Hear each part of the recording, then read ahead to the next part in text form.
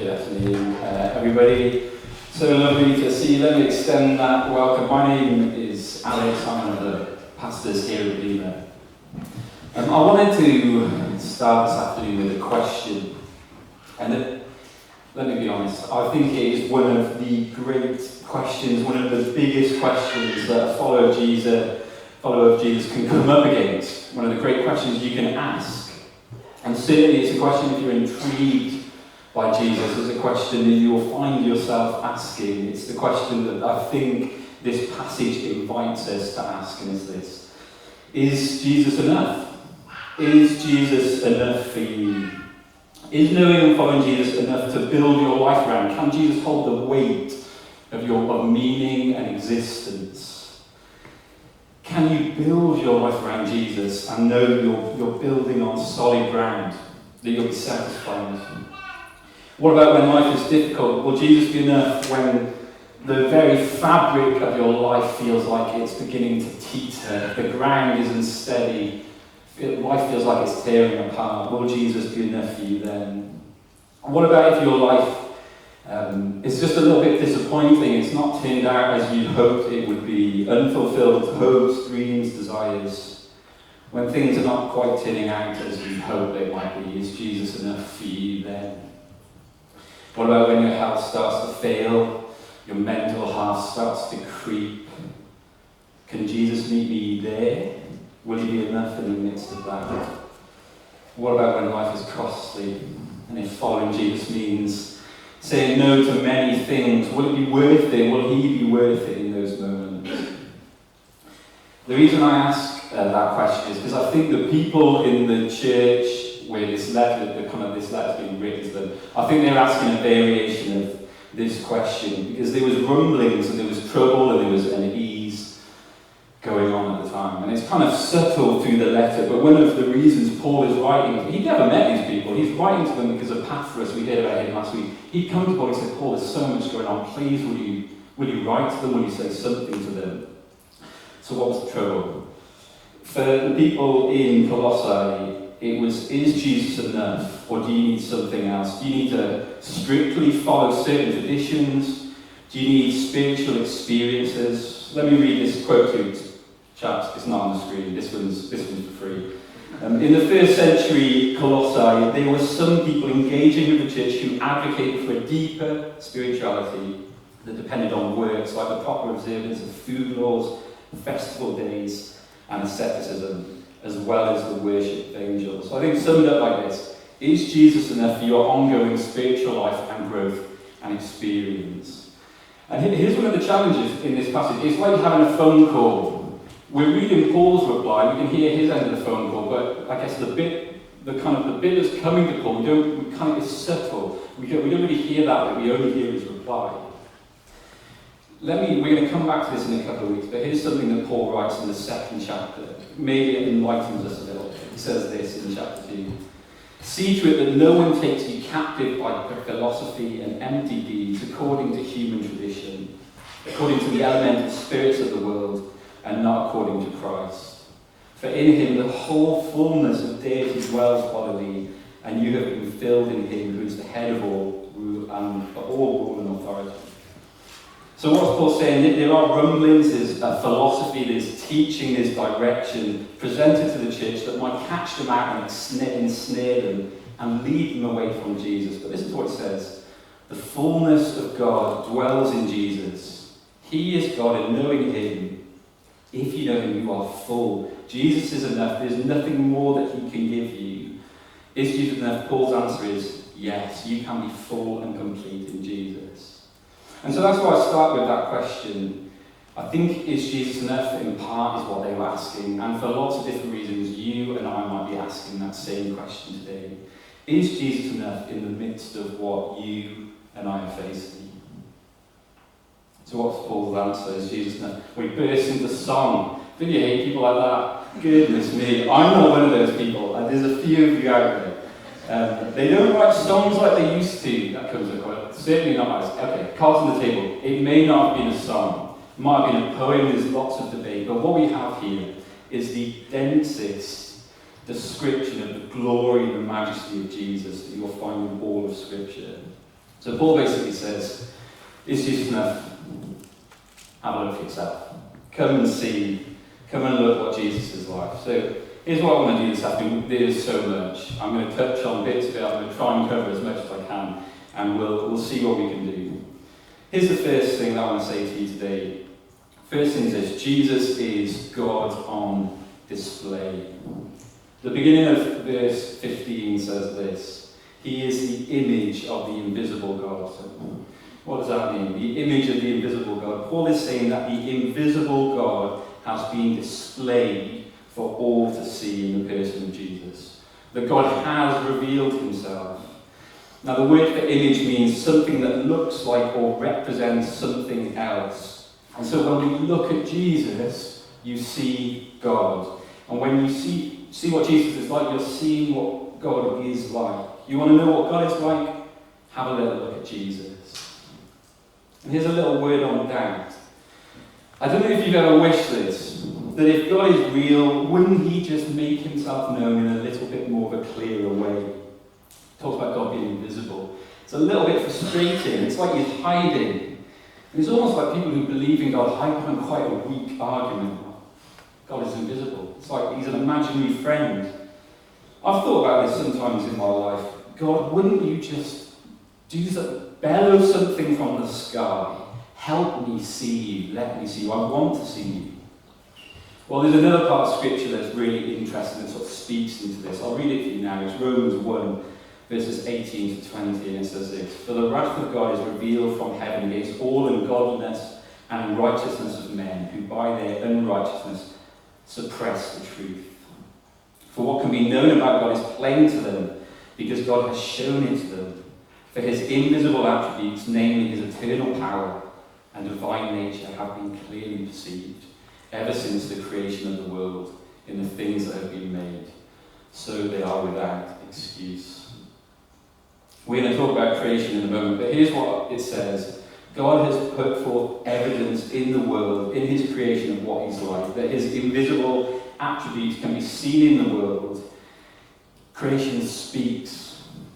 It shouts, it bellows what the invisible God is like.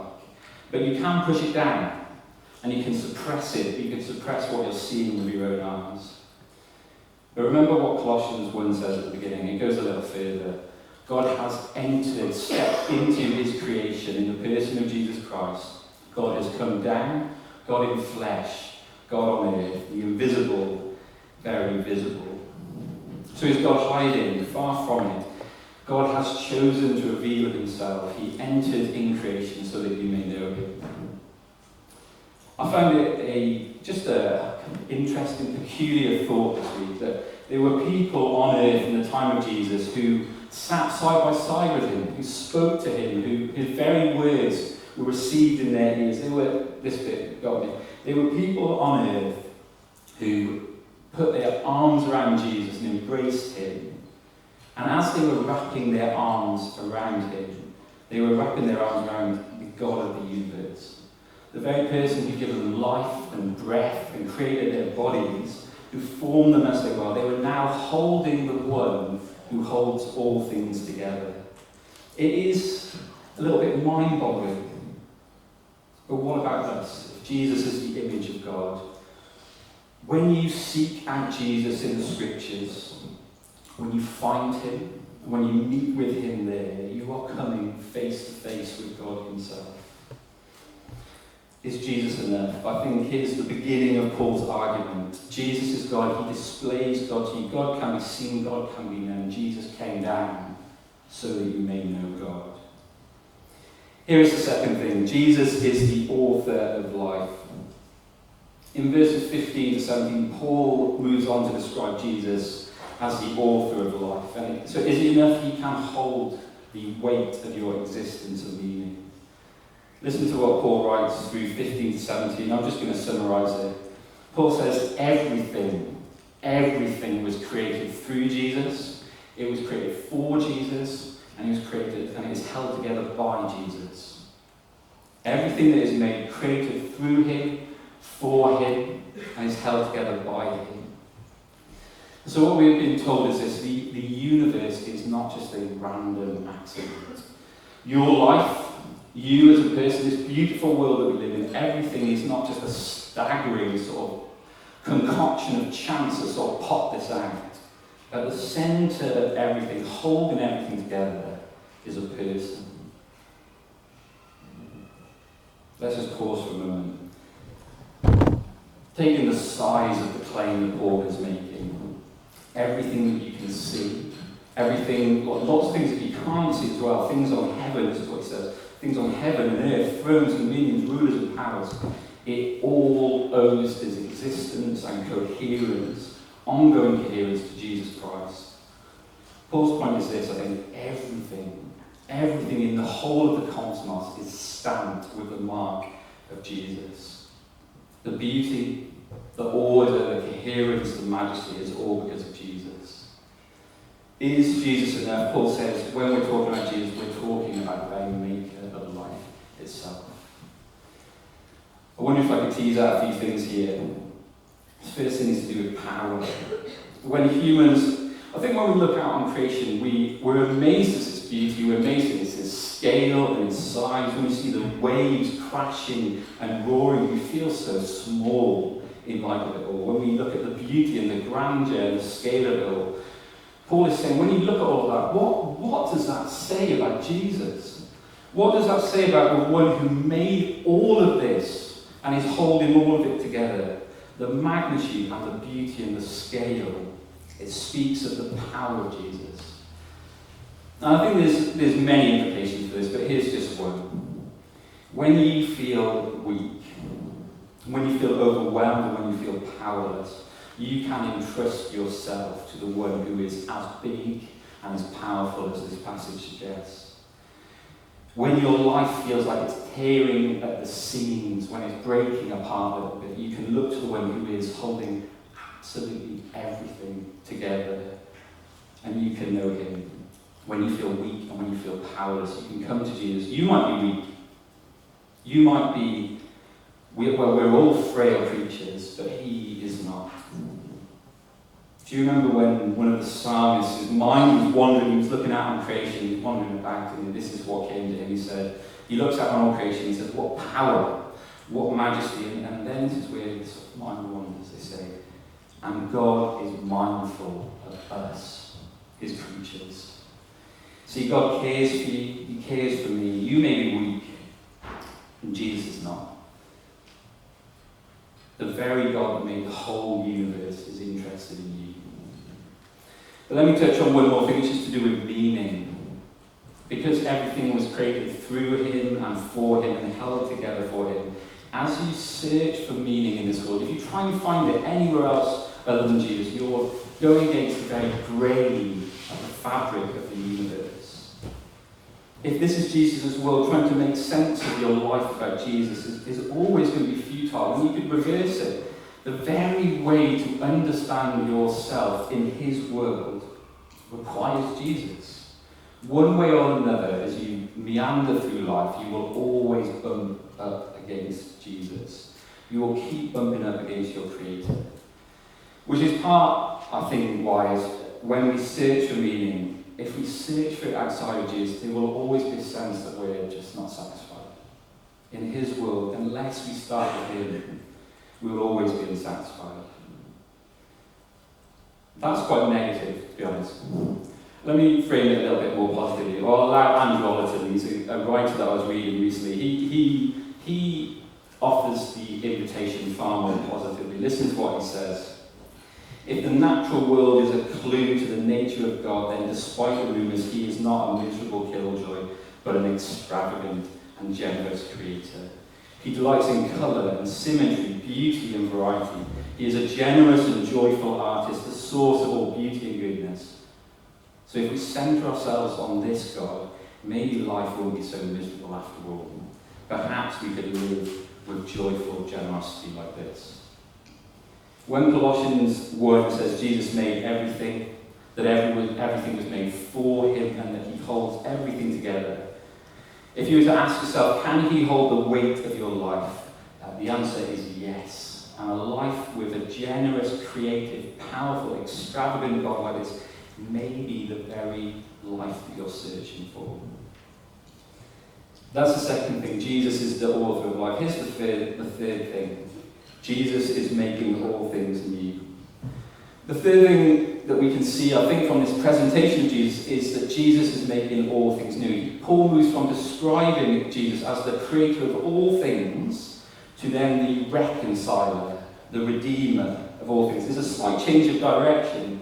It says that Jesus made all things and now he's remaking the future, restoring all that is broken in this world to its former glory. There's actually quite a lot of similarities between verses 15 and 17 and then verses 18 and 20. Let me try and show you visually.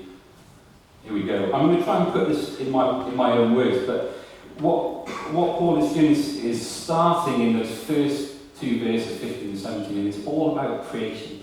And then the direction has changed to what God is doing in the future. Here it is in my own words.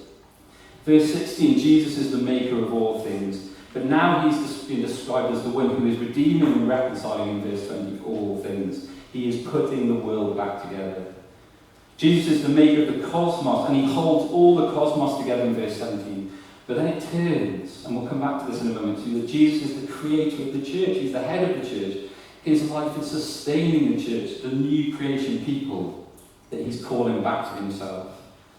It says in the beginning, in verse 15, Jesus is the firstborn of creation, and now later on he's described as the firstborn from the dead, the creator of life. And now it turns to saying Jesus is the defeater of death. He is the one who opens up eternal life. If the last section was all about Jesus being the beginning, the Alpha, what we see in these next sections is that he's the way forward, he's the end, he's the goal, the Omega. Let me pick up that word reconciliation. It comes up twice in our passage. I think I've highlighted it on the screen behind me. You can see it in verse 20 and verse 22. Reconciliation is a bringing back together, it's a restoring what is broken. Now, you might not fully agree with everything that I've said this afternoon, but I think probably one of the things we can agree on is just the world is complicated and difficult and broken, and there's so much that is wrong. Now, the unfolding answer and explanation the Bible gives is this. It's that as we reject our Maker, it does something to us. We have a problem. There is a gap. There's a problem between us and God. But the scope of our passage in lots of ways is huge. As our relationship with God is in disorder, it plunges, and this is the scope of it, it's incredible. It creates, the whole world is plunged into chaos and disorder. There are personal and cosmic ramifications to our rejection of Jesus. And yet the references to reconciliation, this bringing back together, is indicating to us that Jesus is doing something in our lives, but also in the world. So what is Jesus doing? Take a little look at the scope of renewal that's in view here in this passage. Let me read verses 19 to 20 for us. It says, "For in him all the fullness of God was pleased to dwell, and through him to reconcile to himself all things, whether on earth or in heaven, making peace by the blood of the cross." I wonder, here's how I'm going to try and focus this. I wonder if there's a way that we can reduce faith in Jesus to just us and God. Now, it's not less than that. You can take a little peek in verse 21 and 22. Reconciliation between us and God it's there for us all to see. It's so important. But for now, I just wanted to highlight the scope of Jesus' activity. To align yourself with Jesus is to align yourself with the one who came to die on the cross that he might bring the reconciliation and bringing back together of all things. It is cosmic reconciliation that Jesus' plan for the whole world is renewal. That a new creation, a world made new, will emerge out of the marred and broken world that we see before us today because of Jesus. Let me share with you a great quote by a gentleman named Abraham Kuyper. This is what he said: "There is not a square inch in the whole domain of our human existence over which Christ, who is sovereign over all, does not cry, mine." Because Jesus is making all things new, cosmic reconciliation. Because there is not a square inch in the whole of our existence that doesn't belong to him. I think it means lots of things. It means something very practical. It means that Jesus cares about a whole host of things. He cares about all things. Jesus cares about beauty. He cares about art. He cares about the world and creation, because he's making all things new. There is endless possibilities for followers of Jesus to be involved in the world as ambassadors for him. He cares about things like business and how you conduct yourself in business and how you work. He cares about the world, nature and creation. There is not, because Jesus is the one who reigns over every inch of the world, there's not some sort of sacred and secular divide. The problems of this world may be very big, but the answer to all of them is Jesus is just as big. I am the one making all things new. I am putting the world back together. And so one of the things that we have is we're invited to walk with Jesus and how he shapes all of our life. Now, I just wanted to pick up a couple of those things in our passage. There are hints in this passage that the great reconciliation and healing of the world has begun. Let me give you two examples. Verse 18, for instance, says that Jesus is head of the church. That Jesus is creating a new people. The church no longer marred by alienation, no longer marred by death, but peace has been won. A people whose lives are no longer marked by sin and suffering. And this is the picture in the passage you get. Jesus is the head of the church. He has authority over the church. That his life flows into the church. The church across the globe, tribes, nations, the church from the past, the church now, the church in the future. It is one of the signs that God is redeeming and bringing his word back together. But there's a second hint in our passage as well, that it's the second half of verse 18. It says that Jesus is the firstborn from the dead. This is what, let me read it to you. He is the beginning, the firstborn from the dead, that in everything he might be preeminent. So what on earth does that mean? That Jesus is the firstborn from the dead? Well, I wonder if you could put it like this. If the start of our passage, the drumbeat of our passage is life, life, life, life through Jesus who created the world. When we reject and rebel and go against God, the drumbeat of death, death, death enters the world. Life decays, it turns to death, our bodies crumble and fail. And yet through Jesus, here's what's introduced again. The unescapable pattern of death, death, death has been broken. The beat of life, life, life roars again as Jesus goes to the cross, down into death and raises again. Jesus went into death, he went to the cross, he rose to new life, so that he charts the course through death into eternal life. He blazes the trail, he opens up the way that through death into new life for all those who follow him. Paul, I think, is saying that Jesus is both the defeater of death and he is also the founder of new life. He is the guarantee that if you follow him, you will not just enter into death and that's all that there is, but you will go through life through him, because that's what he is doing. You will go into new life with him. I want to finish in a moment by just a couple of things about what this means, but let me just summarise, I guess, what I've tried to say this afternoon is Jesus enough? That's where we start this afternoon. This is Paul's answer. Jesus is the one who shows you God. He is the maker of all creation in all of its beauty. He is the one holding everything together. He is creating a people no longer marked by death and decay, but life. He's the founder of the church. He's the defeater of death. He's the bringer of new life. He is the one who by his cross is remaking the world. And so the renewal of the world has begun. Jesus will come again, and all that has begun will finally be consummated. And so I guess the question is, where can you go? What else can you build your life upon? Who else can give you what Jesus is and what Jesus has done for you? If the question is Jesus enough, this passage screams back to you, yes, he can be, he is enough for you every moment of your life. So what does it mean for you? Just a few things, and I'll fly through them. The first thing I think is awe. When you read this passage, awe. Do you have a small view of Jesus? Does he occupy a tiny part of your life? Listen to what Paul says about Jesus. This is Jesus. This is your Jesus, if you know him. Drink him in. See him today. Jesus gave everything up for you that you might know him again. The second thing, the first thing is awe, the second thing is explore. Maybe you've got questions if you're new to the church, maybe you're just seeking. What if there is anything that is worth your time, it is looking at this man and looking whether if all of this is true, looking and exploring Jesus is the greatest thing you could do. But the last thing I want to say is keep going with Jesus. As we close, I just want to read 21 and 23 to us. I'm only going to touch on these in passing. This is what it says, 21 to 23. And you who once were alienated and hostile in mind, doing evil deeds, he is now reconciled in his body of flesh by his death, in order to present you holy and blameless and above reproach before him. If indeed you continue in the faith, stable and steadfast, not shifting from the hope of the gospel that you heard, which has been proclaimed in all creation under heaven, and of which I, Paul, became minister. Paul was reminding his readers who they were, where they were before Jesus. You were alienated, you were hostile, you were far from God, but Jesus has brought you back. It is cosmic reconciliation, but it is personal as well. Jesus went to the cross to bring you back to him.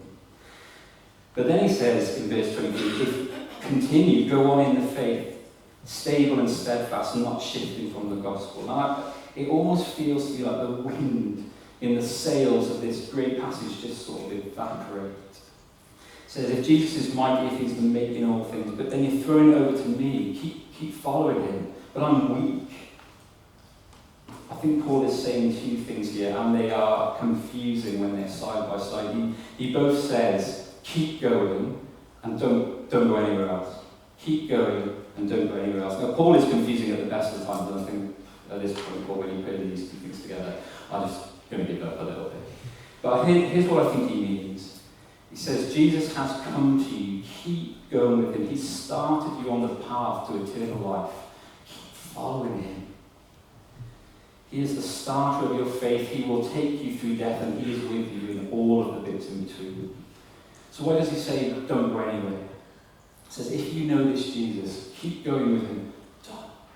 Don't go anywhere else. When temptation comes and you think, is Jesus enough life? I'm going to find life in all of these other places. Paul says, don't do it. Don't go anywhere else. When you have Jesus, there's nothing else that you can turn to that will really satisfy you. I think this passage, as it closes, it's supposed to not bring doubt, but bring confidence. Let me finish with this.